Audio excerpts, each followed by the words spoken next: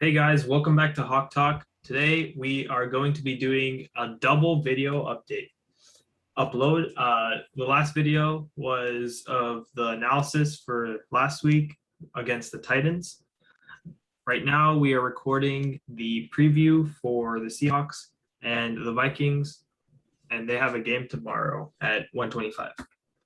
So Saaketh, why don't you start us off? I think some keys to look into for this game is the Vikings offense versus the Seahawks defense, because we saw what the Titans could do last week with Derrick Henry, AJ Brown, and Julio Jones, kind of tearing up the Seahawks defense in the second half. Julio Jones was always open deep down the field when they did play action. AJ Brown got a few catches in there. They used Derrick Henry out of the backfield quite well, and obviously Derrick Henry was breaking off really big yardage. So I think what we need to watch for in this game is how the Seahawks cornerbacks will be able to shut down both Minnesota receivers Adam Thielen and Justin Jefferson, because we know that they are really good receivers. Yeah, I agree with that. Going on to the defensive side of the ball, I do believe that, the offensive side of the ball, I think it's going to be important that, like I said in the last video, it's going to be important that the offense doesn't lag out, and they need to keep getting yards and getting positive yards, whether that be 1 yard or 3 yards. It doesn't matter. They just need to keep getting positive yards. And if they lag with such a high-powered offense on the other sideline, it's going to end very badly, because they have two great receivers, one amazing running back, and a quarterback that is pretty mobile, I'd say. Yeah, so it's going to be important for the offense to really click and know what they're doing, and maybe take shots down the field and maybe open up DK Metcalf a little bit more, because we really haven't seen him opened up as much. So Yeah, we've mostly just seen Tyler Lockett, who was popping off for us earlier in the games. He had, I think, what is it, 120 plus yard games. I know it was plus 100 for sure, but so he almost had 200 last week. He had 178. So we'll have to see how Minnesota's cornerbacks hold up against both Tyler and DK. Tyler Lockett has been the main focus of the Seahawks receivers, but DK Metcalf slowly but surely has been picking up yardage for this offense.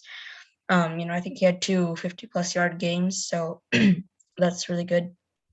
I think something else we could watch for is Chris Carson and how well he runs for the Seahawks, because if I'm being completely honest, he didn't do that well last week. Not didn't do that well. He had a bad day. I'll just put it out frankly. He only averaged 2.4 yards a carry, which is not good. He did have 2 touchdowns though, which is a plus. But he definitely needs to get going a little bit better and a little bit earlier. We have to kind of see what we saw from him against the Indy game. I think the Indy game week 1 was perfect. Like, that's exactly what we want to see from the Seahawks. The Seahawks offense and defense look like a well-oiled machine, if you get that reference, because Indianapolis cars. But anyway, so yeah, I think the Seahawks, if they do what they did in week 1, they should be good to go for this game against the Vikings. Abhi, what are your keys to watch for? The keys to watch for this year, this game, we're gonna have, I believe, Dwayne Eskridge is coming back. Dwayne Eskridge. I actually think he got ruled out. I think he's ruled out for a concussion, actually. Oh, okay. Well, yeah. In any case, we need since the Seahawks have a new offensive coordinator in Shane Waldron, we have been seeing a lot of jet sweeps and bunch formations a lot more than last year. But and Dwayne Eskridge was proven to be that guy that could take the jet sweeps and get to the outside and keep going. But now Freddie Swain is in that position, and he's been doing pretty good, except for And I mean, yeah, he's been doing really good. He got 1 touchdown last week. And there was this one bunch play that if the block was a little bit better, he could have gotten another 5, maybe 10 yards. And he's turning out to be a very reliable jet sweep guy and a motion guy for the Seahawks. I mean, all the receivers motion, but he's just turning into that backup for Dwayne Eskridge, and he's becoming very reliable. Yeah, I think something that's really something to look for on the defensive side is Bobby Wagner. He came off of a 16 tackle game with a sack, which is absolutely insane. It's an amazing day. So I think he's something to look forward to as the Seahawks linebackers, and Jordan Brooks has been performing quite well for us, I would say. And obviously, like I mentioned before, the Seahawks cornerback. So moving on to the injury report for the Seahawks, Dwayne Eskridge with a concussion will not be playing, along with Rashad Penny with a calf injury. And this one is a pretty big hit to our offense. Brandon Shell, I think he's our right tackle. So his backup, do you know who his backup is? He played a couple of snaps last week against the Titans, but do you know what the backup for I can search it up real quick. Okay. So yeah, I think Brandon Shell definitely is a big blow to the offensive linemen. But moving on to the Vikings side, they also have like a pretty big injury group. So not big, but like pretty important. It's Jamarco Jones. Jamarco Jones, right?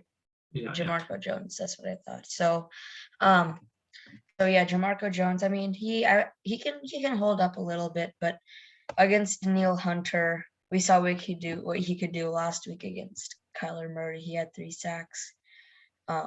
So that's something I think the Seahawks, Russell Wilson especially, should be a little bit worried about. And talking to his guys like, hey, come on, guys, just 1 week we can hold up. If we can hold up, then we'll see who we can get back. So the Vikings have Anthony Barr, their linebacker, who is actually one of their like really good linebackers, which is not good for them. Tackle Christian Darrisaw. I think he is a rookie, as far as I remember. He's a young guy. I think he's a rookie though. Cornerback Harrison Hand is also out. So those 3 guys are out for the game. And one questionable, which is huge for the Vikings offense, especially, is Dalvin Cook with an ankle injury. I think he will be able to play this game. He won't play 100% of the snaps if he does play.